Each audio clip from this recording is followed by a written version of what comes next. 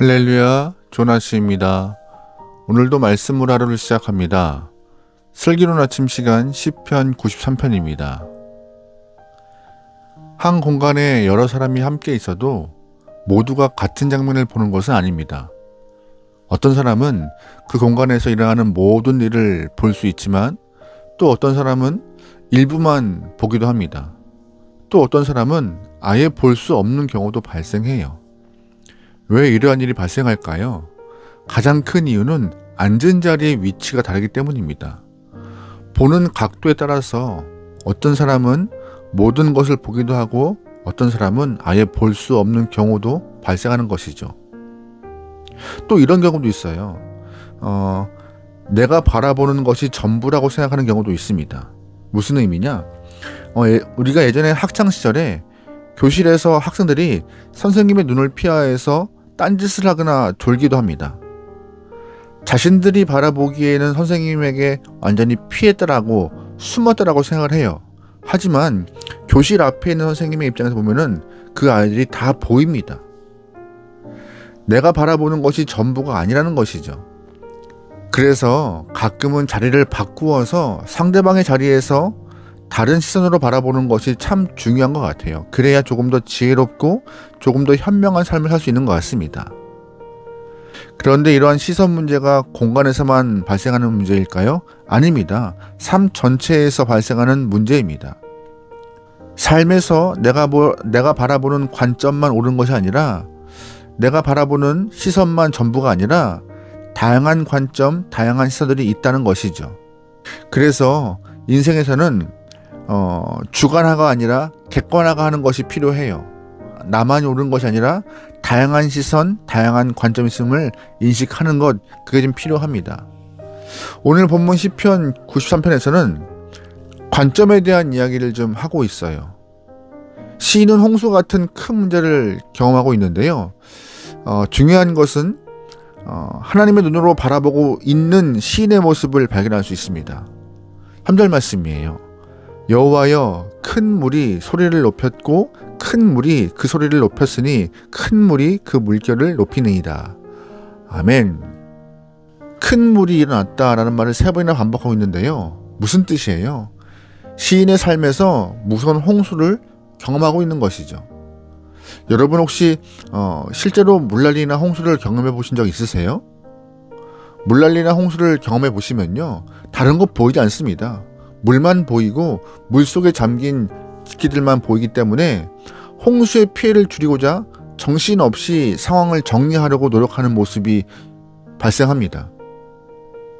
본문의 시인도 같은 상황이었을 것이에요. 그런데 시인의 눈에는 닥친 홍수를 바라보는 걸 넘어서 홍수 너머에 계신 훨씬 크고 위대하신 하나님을 보고 있는 것이었습니다. 1절 말씀이에요. 여호와께서 다스리시니 스스로 권위를 입으셨도다. 여호와께서 능력의 옷을 입으시며 띠를 띠셨으므로 세계에도 견고히 서서 흔들리지 아니하는도다. 아멘. 같은 공간이지만 어떤 이에게는 집채만한 파도와 가득한 물만 보일 수밖에 없습니다. 하지만 시인은 홍수에 넘어 계신 하나님을 보았고 여호와께서 홍수까지도 다스린다는 사실을 알게 되었던 것이죠.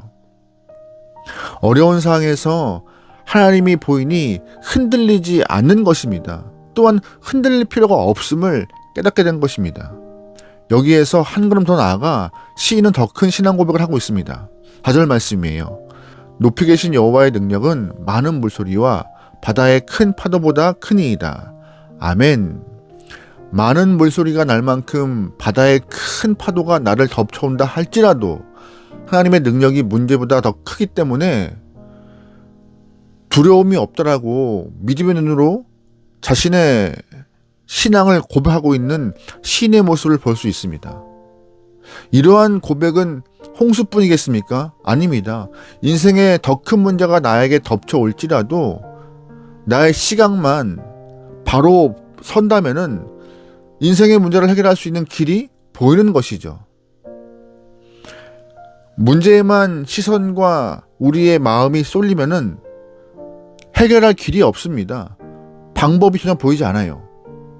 약하고 작은 인간의 자리에서 어떻게 삶의 그 어려운 문제를 다 해결할 수 있겠습니까? 그런데 각도를 조금만 달리하면, 시선을 조금만 더 바꿔서 믿음의 위치에서 바라보면은 문제보다 더 크신, 문제를 붙들고 계신 하나님을 볼 수 있다는 것이죠. 우리의 시선과 우리의 마음이 주님을 맞이할 때 우리의 인생의 큰 문제는 주님 보시기에 큰 문제가 아니라 간단한 문제가 되어버리는 것이고, 우리의 상황도 흔들릴 필요가 없음을 시인은 말하고 있는데, 이러한 고백이 우리 안에서 같은 고백으로 표현되기 소망합니다.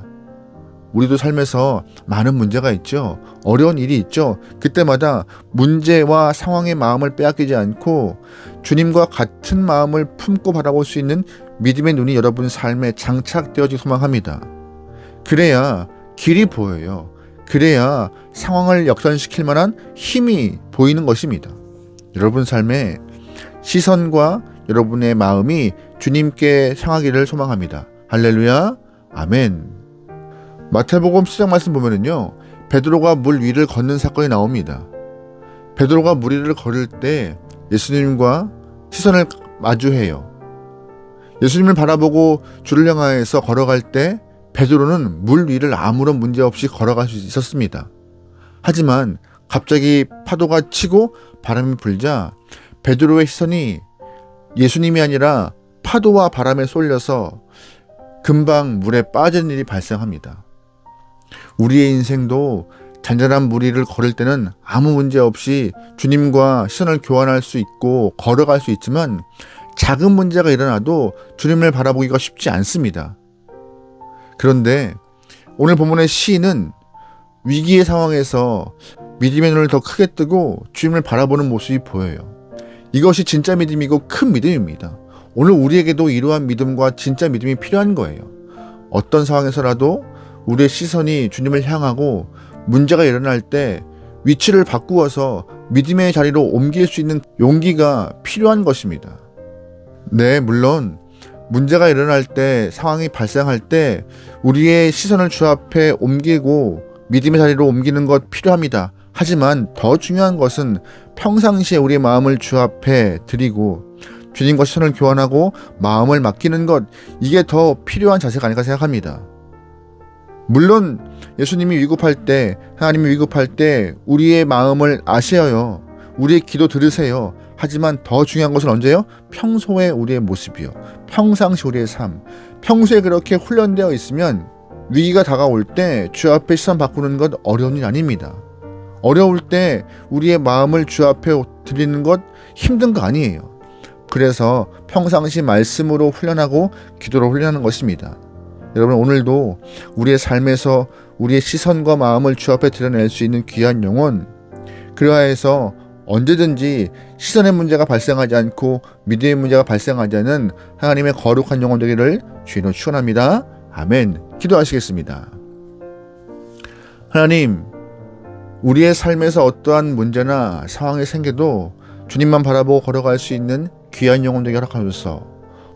홍수와 폭풍 가운데도 주를 바라보는 하나님의 백성을 기억하시고 우리에게 회복으로 인도하여 주시옵소서. 주님, 일상에서 평소에 주의 말씀을 듣고 기도하는 마음으로 훈련하여서 주님과 마음을 합하기 원합니다. 주님이시여, 우리에게 지치지 않는 삶 허락하시고 매일매일 새로운 애로 우리를 이끌어가 주시옵소서. 맡기오며 예수님의 이름으로 기도합니다. 아멘.